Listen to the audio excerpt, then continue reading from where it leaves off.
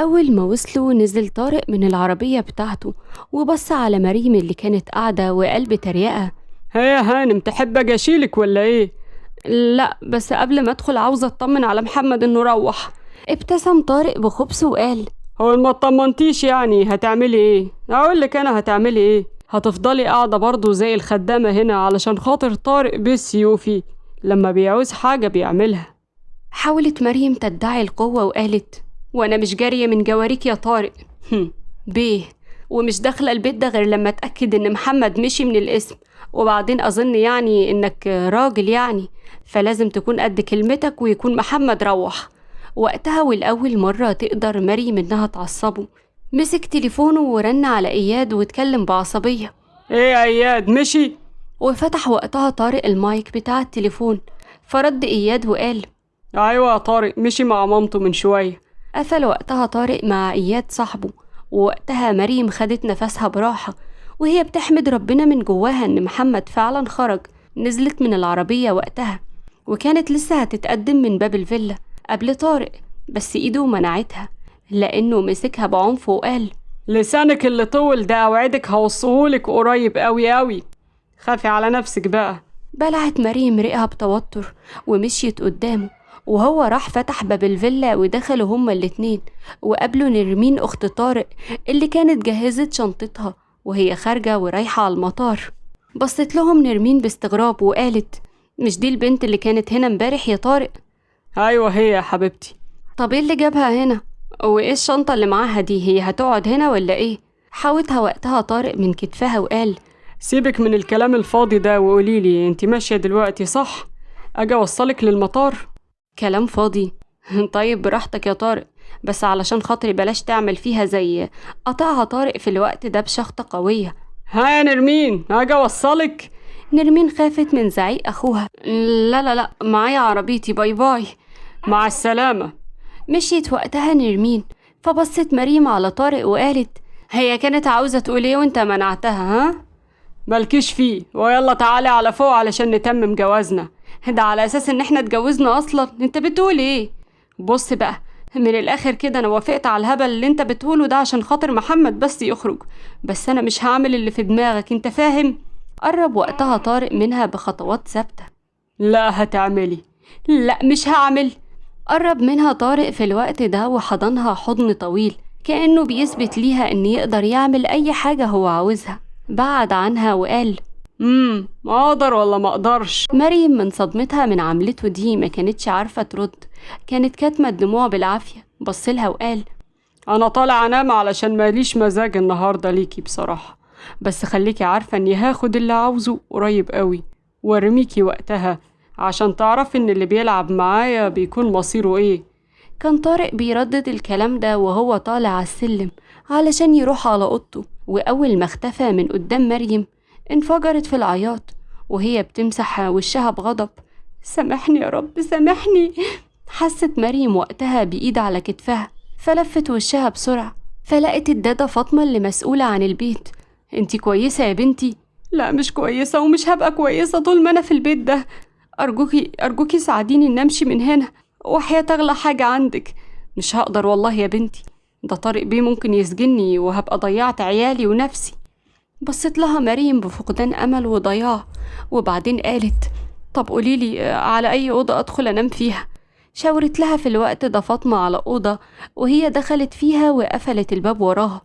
فضلت وقتها تبص حواليها علشان تشوف أي مكان تقدر تهرب منه، وأول ما لقت شباك راحت عنده بسرعة وفتحته. بس لما بصت حواليها لقت الجردات في كل مكان وعرفت إنها مش هتعرف تهرب.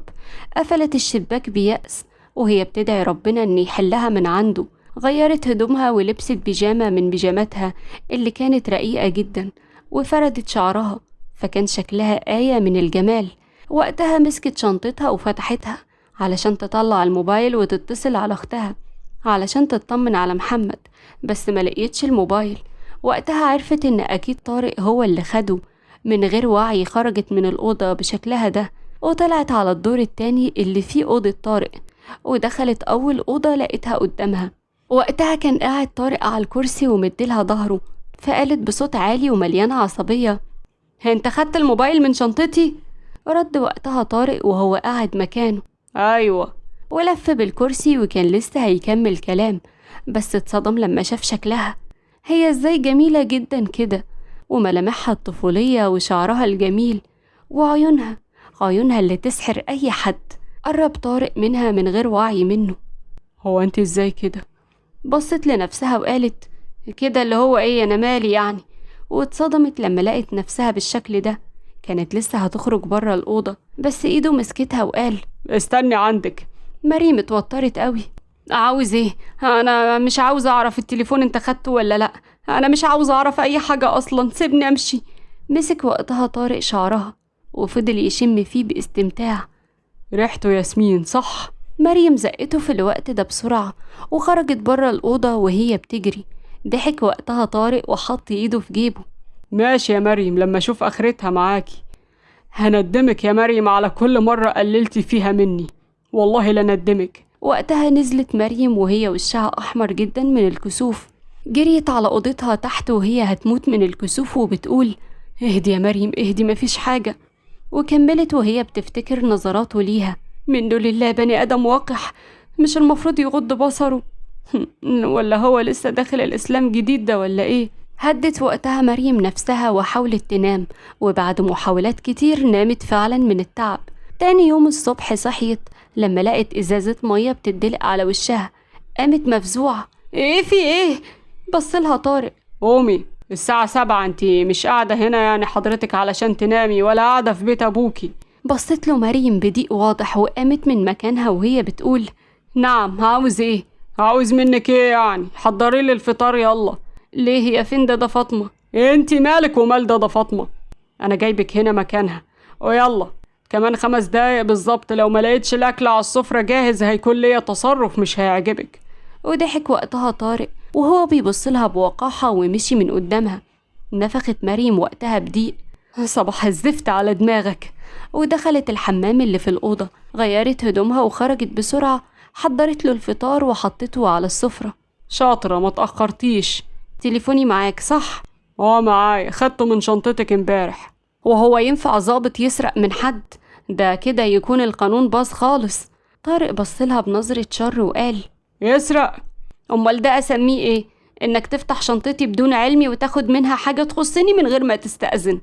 ابتسم طارق بخبث، مسكها من شعرها بقوة. لسانك ده روح امك، ان ما لمتيهوش انا هقصهولك، ودي اخر مرة هحذرك، فاهمة؟ شدت وقتها مريم شعرها من ايده بقوة وهي بتتوجع. كانت لسه هتمشي من قدامه بس وقفها صوته لما قال استني عندك. نعم. انا مشيت الدادة، اجي الاقي الفيلا بتلمع وكل حاجة فيها مترتبة والاكل جاهز، ولو حاولتي مجرد محاولة ان شيطانك يوزك وتهربي تبقي جنيتي على روحك. مريم بلعت ريقها بخوف. طب ممكن اكلم آلاء اختي او حتى ماما؟ لا. سيف قال لا وهو بيمسك التليفون والمفاتيح وبيخرج بره الفيلا. بصت له بضيق وقالت وهي بتتريق عليه عاوز الاقي البيت نضيف والاكل جاهز، جاتك نيلة شاطر في الاوامر وبس. وراحت مريم وبدأت تنظف في اوض الفيلا اللي كانوا كتار عليها جدا. اما في الجهة التانية عند نرمين اخت طارق، كانت وصلت من السفر وروحت على بيتها. بصت في الساعة وهي عارفة ان ده ميعاد خروج ولادها من المدرسة. فتحت الباب وهي متوقعة ان جوزها راح يجيب الاولاد من المدرسة وان البيت فاضي، لكن اتصدمت لما فتحت الباب ولقت جوزها في وضع مش كويس مع واحدة أجنبية. اتصدمت نرمين وقالت يا نهار أبوك اسود، انت ايه اللي بتعمله ده يا رامي؟ ايه القرف ده؟ رامي زق البنت اللي كانت في حضنه بسرعة. ايه ده نرمين؟ والله هي اللي قربت مني وانا كنت ببعدها.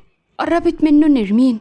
انت خاين وكذاب، انا شايفاك بعينيا، والله ما هقعد هنا يوم واحد، دي جزاتي بعد كل اللي عملته معاك. شدها وقتها رامي من ايديها. طب استني بس. لكن نرمين شدت ايديها بسرعة منه ومشيت على بره البيت وهي بتجري ودموعها مغرقة وشها. وقتها راحت نرمين عند واحدة صاحبتها واتصلت على طارق اخوها اللي رد بعد شوية وقال هاي يا حبيبتي وصلتي؟ الحقني يا طارق الحقني. قام طارق وقف بخضة من صوت عياط اخته. مالك يا حبيبتي؟ ايه في ايه؟ اهدي مالك. رجعت البيت لقيت رامي بيخوني مع واحدة أجنبية. عشان خاطري تعالى يا طارق، خدني من هنا، تعالى خدني أنا والعيال، مش هيرضى يخليني أمشي بيهم. يا نهار أبوه مش فايت، أنا هحجز على أول طيارة واجيلك. انت فين أصلا ولا قاعدة فين؟ أنا عند واحدة صاحبتي هنا في لندن، قاعدة عندها بس الولاد مش معايا. طب خليكي عندها لحد ما أجي، سلام. قفل طارق مع نرمين وبعدين قام وقف بسرعة وقال لإياد: أنا ماشي. هو إيه اللي ماشي؟ قولي الأول فيه إيه ورايح على فين كده؟ مش وقته يا إياد، في مشكلة عند نرمين أختي، هروح أحلها واجي. طب أجي معاك يمكن تحتاجني. لا خليك هنا، سلام. ومشي وقتها طارق بسرعة من المكتب. أما عند مريم فكانت ما نضفتش غير أوضة واحدة، وكانت تعبت وقعدت على الأنتريه وهي بتقول: يا لهوي، ايه البيت اللي مليان شغل ده؟ دي دادا فاطمة دي ليها الجنة والله، كانت بتخلص كل ده لوحدها ازاي؟ لقت باب الفيلا بيخبط، فراحت فتحت باستغراب، فلقيت واحد من الحرس بيديها أكياس فيها طلبات وبيقول: اتفضلي يا هانم، الحاجات دي طارق بيه كان قايل نجيبها لك. تمام شكرا. بقول لك ايه لو سمحت؟ نعم يا هانم. انت معاك تليفون مش كده؟ ايوه. طب ممكن اخده اعمل منه مكالمة ومش هطول وهديهولك على طول؟ ايوه طبعا، اتفضلي. وناولها في الوقت ده الحارس تليفونه وراح علشان يكمل شغله. مسكت مريم التليفون وكتبت رقم أختها اللي حافظاه ورنت عليها. جالها رد آلاء بعد شوية وهي بتقول: الو مين؟ أنا مريم يا آلاء، طمنيني على محمد، هو خرج امبارح صح؟ هو كويس وبخير؟ أيوة حبيبتي الحمد لله خرج وكويس أهو. أهم حاجة طمنيني، انتي كويسة؟ البني آدم الغريب ده عملك حاجة وحشة؟ لا يا حبيبتي الحمد لله، ما تخافيش عليا. خدي بالك من نفسك انتي ومحمد والنونو اللي جاي في الطريق، وبروحي بصي على ماما. ماشي؟ ماشي يا حبيبتي، وانتي كمان خدي بالك من نفسك. حاضر، لا إله إلا الله محمد رسول الله. لفت وقتها مريم بخضة لما سمعت صوت طارق هو اللي رد عليها. بصت في عيونه لقيتها بتطق شرار وباين عليه ان مش طايق نفسه ولا طايق حد. قرب من مريم واحدة واحدة بخطوات ثابتة. لقيت نفسها بتقوله باستسلام: والله ما عملت حاجة، أنا خدت التليفون من الحارس واتصلت بس على آلاء عشان أطمن عليها، والله ما عملت حاجة. وقتها ضربها طارق قلم قوي جدا وقعها على الأرض. انت خلصت كل فرصك معايا وجبتي آخري. ورجعت مريم بظهرها على الأرض وهي خايفة وشايفة طارق بيقرب منها، وقالت برعب واضح في عيونها: انت هتعمل ايه؟ شالها طارق ودخل بيها أوضة النوم وقفل الباب وراه. بعد ما قفل الباب وراه رماها على السرير بقوة وقال: جاهزة؟ هزت راسها يمين وشمال بخوف وهي بتقول وبتجري: لا لا لا لا، عشان خاطري لا.